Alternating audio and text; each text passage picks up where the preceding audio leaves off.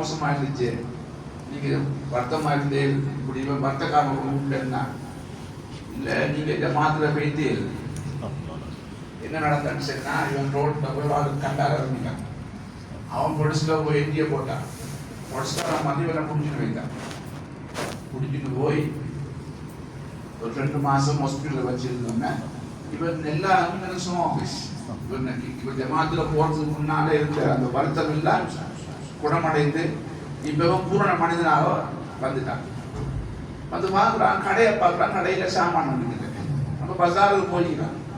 ஒரு ஆள் சந்திச்சு காய்ச்சிக்கிறார், இப்படி ஜமாத்தில் வைத்தார், எங்களோட நிலைமையில் இப்படி மோசமாக இருக்குன்னா அவர் வந்து பெரிய ஒரு தொகை பணத்தை அவர் கையில் தூக்கி கொடுத்துட்டார். யாருன்னு தெரியும்.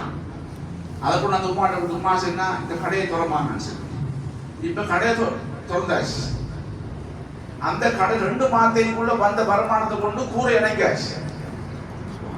2 மாதத்துக்கு அந்த கடையால உழைப்பு செஞ்சு வருமானத்தை எடுத்து இந்த கூரையை இணைக்காச்சு. சந்தோஷமாக பெரிய ஒரு முதலோட பெரிய ஒரு நிலைமையோட அவர் இருக்கிறார்.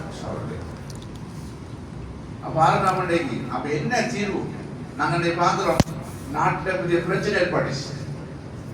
மசூரா பண்றாங்க, மர்கஸ்ல பிரச்சனை ஏற்பாடு முஸ்லிம்கள் என்ன செய்யறது சரி மசூரா முடிச்சுட்டாங்க. 100 பைதல் ஜமாத் அனுப்ப முடியாது. அல்லாட பாதி நபியாம தாய்வும் போய்கிறாங்க, நடந்துதான் போய்கிறாங்க. நபியாம தாய்வும் நடந்து போய்கிறாங்க. அப்ப எல்லா நிலைமைகளுக்கும் ஒரு மருந்து, ஒரு பரிகாரம் என்ன? அல்லாட பாதையில போற தவிர வேற எதுவுமே இல்லை.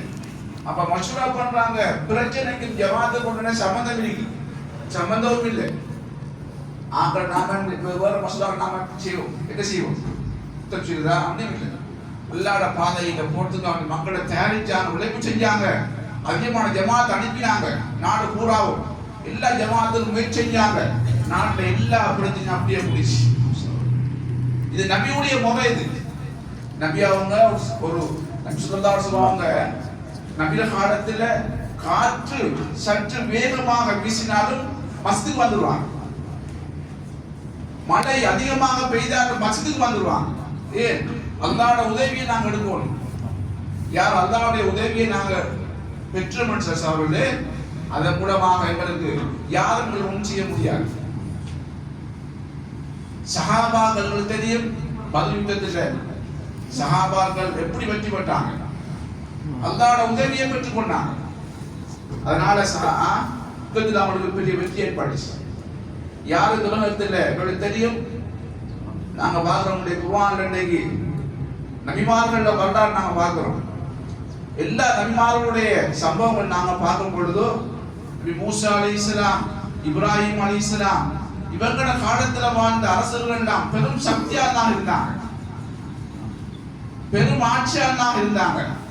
கடைசியில் அவங்க எங்களுக்கு கேவலப்பட்டவர்களாக போனாங்க.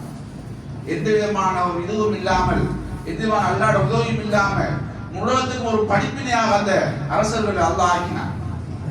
ஃபிரௌன்களுக்கு தெரியும் எவ்வளவு பெரிய ஆட்சியாளர், நம்ரூத் எவ்வளவு பெரிய ஆட்சியாளர். சகோதரர்களே, அவர்களுடைய கடைசியில தோல்வி ஏற்பட்டுச்சு. அல்லாஹ் குர்ஆன் சொல்றான், இதுதான் உலகத்துல முழு இந்த துனியா அழியும் வரைக்கும் உள்ள வழிமுறை தான்.